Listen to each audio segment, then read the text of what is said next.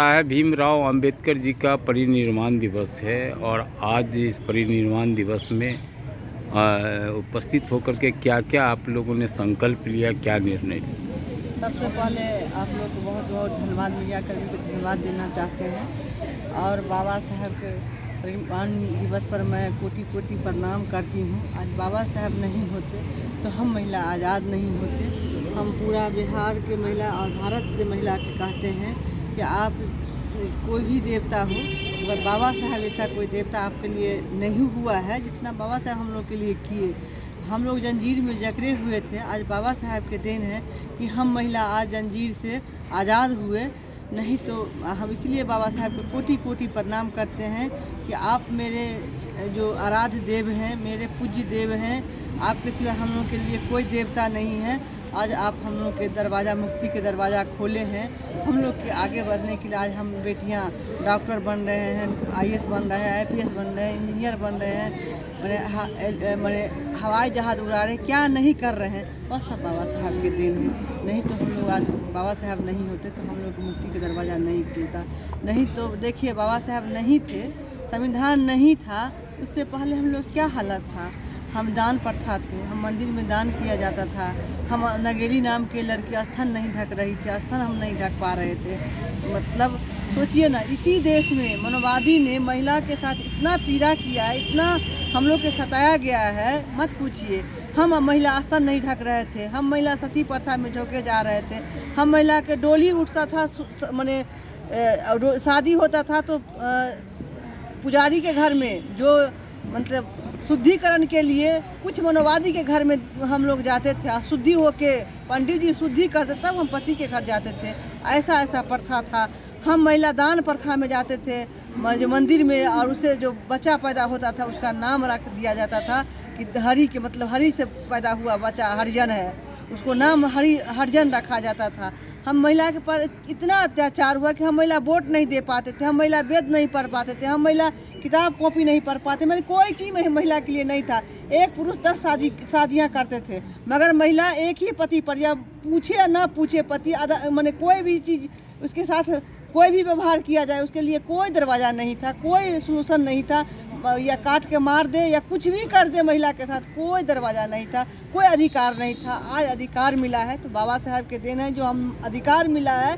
बाबा साहब ने Hindu code bill ला के, महिला के 11-11 एक्ट ला के महिला के मुक्ति के दरवाज़ा खोल दिए हैं। आज हम लोग के बाप के भी संपत्ति में अधिकार है, पति के भी संपत्ति में अधिकार है। हम तलाक भी, पति के यदि मेरे साथ कोई बुरा करता है उसको तलाक भी दे सकते हैं। यदि मेरे पास आँख उठा के देखेगा उसको हम महिला एक्ट में जेल भी भेज सकते हैं। इतना एक्ट महिला के पास आ गया है, इतना समाधान महिला के पास आ गया है कि महिला कुछ भी कर सकती है। इन्हें कि कुछ भी कर दे, मगर महिला बहुत कुछ कर सकती है। आप एक जागरूक महिला हैं और आपने जिला परिषद का भी नेतृत्व किया। आप मगर हमारे समाज के जो दलित समाज है, पिछड़े समाज की महिलाओं को बाबा साहेब भीमराव अंबेडकर के प्रति बहुत ही कम जागरूकता मिलती है। इसके लिए आप क्या सोचते हैं? देखिए, बाबा साहब के लिए हम क्या, माने जो मेरे हमसे होता है, क्योंकि देखिए हम ये नहीं है, हम जो समाज में 6743 जाति बांटते हैं मनोवादी ने, जाति के तहत हम लोग मटे हुए तो हैं। मगर जैसे बाबा साहब ने जैसे पूजा पाठ के छोड़ के, हिंदू धर्म छोड़ के बौद्ध धर्म अपनाए। हम यही कहते हैं, महिलाओं से कहते हैं, आग्रह करते हैं कि आप पत्थर के मूर्ति में जो देख रहे हैं भगवान, आपके लिए कहीं भगवान नहीं। यदि भगवान आपके लिए होता तो आपके मुक्ति का दरवाज़ा क्यों नहीं खुला? आप पढ़े लिखे क्यों नहीं, आगे क्यों नहीं बढ़े? आप जो पत्थर के आप ही तराशते हैं, आप ही भगवान बनाते हैं। ब्राह्मण आके और कह देता है कि इसमें भगवान आ गया, प्राण प्रतिष्ठा दे देता है, उसमें भगवान कैसे पैदा हो जाएगा? ये सब अंधविश्वास है।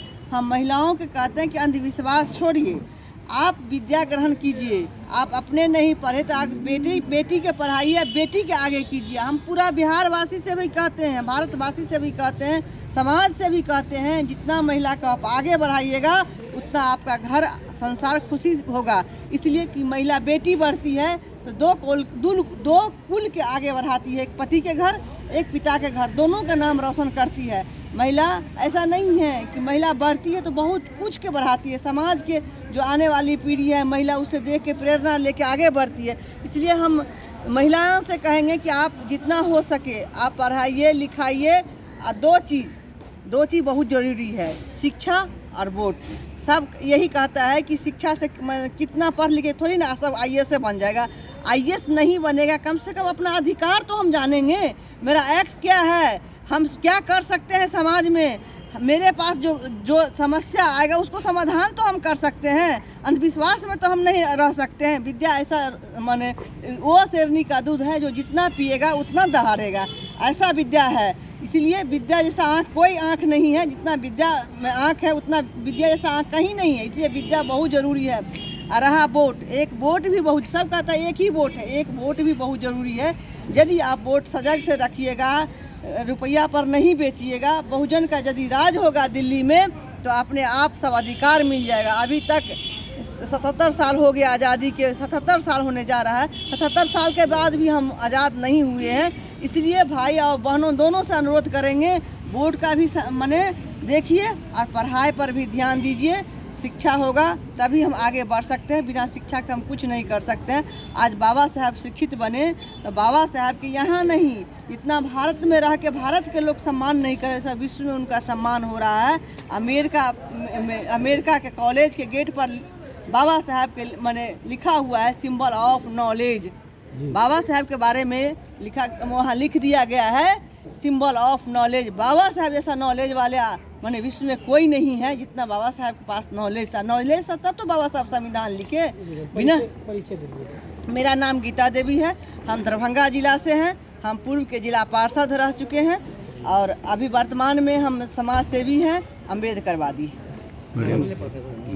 आज हम लोग यहाँ अम्बेडकर भवन में आए हैं पटना में, और आज बाबा साहेब अम्बेडकर साहब जी का परिनिर्वाण दिवस है। उनको मैं तहे दिल से, अंदर आत्मा से सभी महिलाओं के तरफ से, बिहार प्रदेश की महिलाओं की तरफ से और भारत के सभी महिलाओं से, विश्व की सभी महिलाओं की तरफ से मैं कोटि कोटि नमन करती हूँ। अगर बाबा साहेब नहीं होते तो मैं नहीं होती, आप नहीं होते। जन्म तो माता पिता देते हैं और पढ़ाते लिखाते हैं, लेकिन क्यों पढ़ाए? बाबा साहब जो पथ निर्माण कर दिए हैं, उस पथ को प्रदर्शित जो कर दिए हैं, उस पथ पर हमें चल कर के आगे बढ़ना है। और जब जब भारत देश में या बिहार में ऐसी स्थिति परिस्थिति आई है, आपातकालीन स्थिति आई है, उसके लिए वो संविधान के रचयिता संविधान रच गए हैं और उस संविधान को हमें बचाना है। और मैं सभी महिलाओं से कहती हूँ कि जिस तरह मैं इस चीज़ को प्रखर होकर बोलती हूँ, कहती हूँ, उस तरह आप लोग भी संघर्ष कीजिए, संगठित होइए, पढ़िए लिखिए और अपने बच्चों को पढ़ाइए और अपने अधिकार को जानिए। और जो मनुवादी हमारे अधिकार को हनन करे, उसे मनुवादी को हमें भारत से खदेड़ना है, बिहार से खदेड़ना है और एक अच्छे समाज सुधारक की रचना करना है। जैसे बाबा साहब थे, अच्छे समाज सुधारक थे, उनमें कोई वर्ग और कोई जाति के लिए नहीं बनाई, उस सबों के लिए वो संविधान बनाए थे। इसलिए मैं चाहती हूँ कि जो संविधान हमारा है वो बचे और उसके हम उनके अनुयायी बनकर उनके संविधान को बचाएंगे। एक अच्छी रचना हो, सरकार की अच्छी रचना हो और हम महिलाओं को जो अभी संसद में जो बिल पास किया गया, छुपाया गया और कोटे में कोटा नहीं दिया गया, उस मनुवादियों को खदेड़ना है और एक अच्छे संविधान के रचना कर अच्छा देश बनाना है, अच्छा विकास बिहार बनाना है। विकास के रास्ते पर हमारा बिहार जाएगा और तभी हमारा भारत विकसित होगा। धन्यवाद। प्रोफेसर डॉक्टर रूबी कुमारी यादव। धन्यवाद।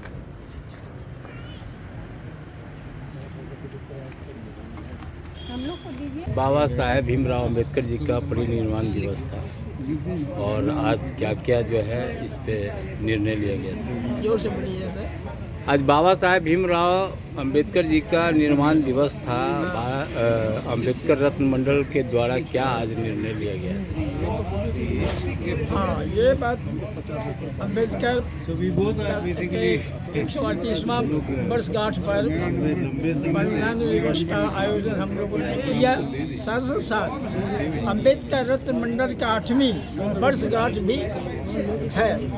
आज के दिन ही अम्बेडकर रत्न मंडल का विधिवत स्थापना की गई, जिसकी अध्यक्षता मैंने ही की थी।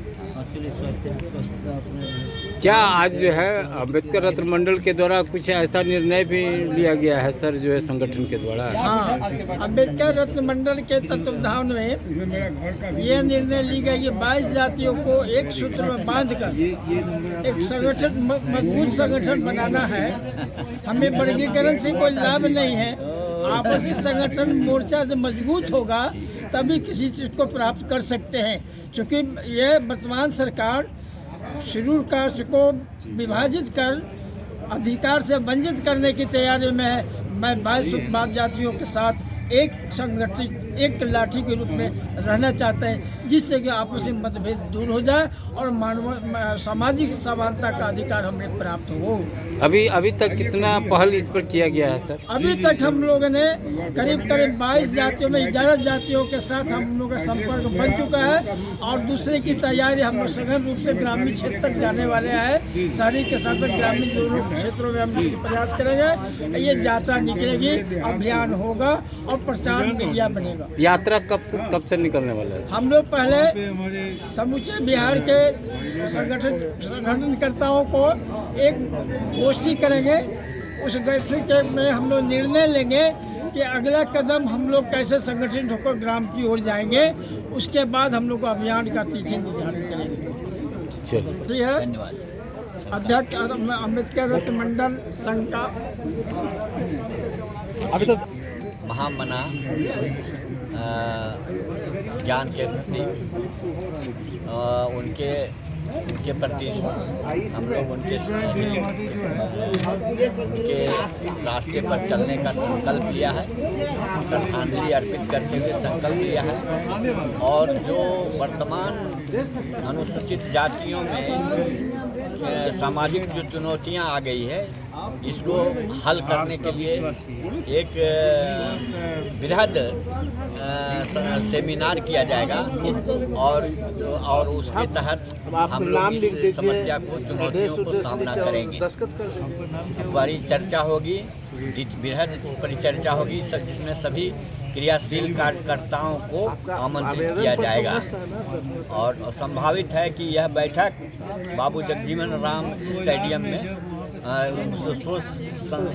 सामाजिक संस्थान में के सभागार में हो सकता है। बस आगे तिथि तय की जाएगी।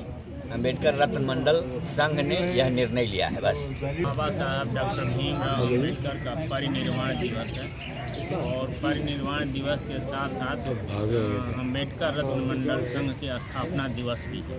तो ये दोनों हम लोग एक साथ मनाने के लिए यहाँ एकत्रित हुए हैं। ये मनाया गया है और यहाँ तभी तो हम संगठन को कैसे मजबूत किया। जहाँ तक अम्बेडकर रत्न मंडल संघ की बात है तो बिहार के 22 अनुसूचित जातियों का एक संगठन और इसका मेन उद्देश्य है कि सब जातियों को एक साथ ले करके हम कोई भी निर्णय सामूहिक रूप से लें। इसमें सरकार चाहे जितना भी निर्णय दे, कुछ भी करें, उसके बहकावे में नहीं आकर के उसके गलतफहमियों को दूर करके हम आपस में अपना संगठन बना करके आगे चलें। और इसके लिए हम लोगों ने एक निर्धारित किया है कि जितने भी संगठन इस अनुसूचित जाति के अंदर चल रहे हैं, सबके ऑफिस बियरर, बुद्धिजीवी, समाज सेवी सबको मिला करके एक राय विचार करें और उसके अनुसार अपने कारवां को हम आगे बढ़ाएं। बाबा साहब के विचार को, बाबा साहब के संघर्षों को, बाबा साहब के दिए गए विचारधारा को, बाबा साहब के द्वारा बनाए गए संविधान की व्यवस्थाओं को हम लोगों ने आज याद किया है।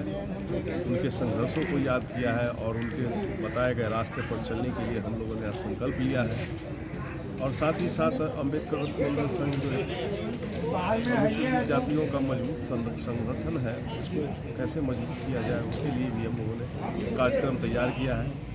और एक हम लोग बहुत बड़ा सेमिनार आयोजित करने जा रहे हैं इस संगठन के माध्यम से, जिसमें हम सारे जितने भी और अनुसूचित जाति का संगठन है उनके बड़े बड़े नेताओं को, बुद्धिजीवी है इस समाज के, उनको बुला करके एक सेमिनार आयोजित करेंगे और उस सेमिनार में इससे अनुसूचित जाति के संगठन को कैसे मजबूत किया जाए उस पर बात करेंगे। और जो वर्गीकरण और उपवर्गीकरण की बात चल रही है उस मुद्दे पर भी हम लोग चर्चा करेंगे। और हम चाहेंगे कि जो भी लोग हमारे भाई जो पीछे छूटे हुए हैं उनको भी आगे बढ़ाने के लिए हम लोग किस तरह का कार्यक्रम तैयार करें और उनको भी आगे बढ़ाने का काम हम लोग मजबूती के साथ करेंगे। इसी सब बिंदु पर विचार विमर्श हुआ है और आगे संगठन को मजबूत करने के लिए सारी जो है कोशिश है वो कोशिश हम लोग की जारी है और कोशिश हम लोग करते रहेंगे। और इस संगठन को एक बहुत बड़ा मजबूत संगठन बिहार में बनाना चाहते हैं और उसी तरफ जो हम लोग इस काम को आगे बढ़ा रहे हैं, अग्रसर हैं।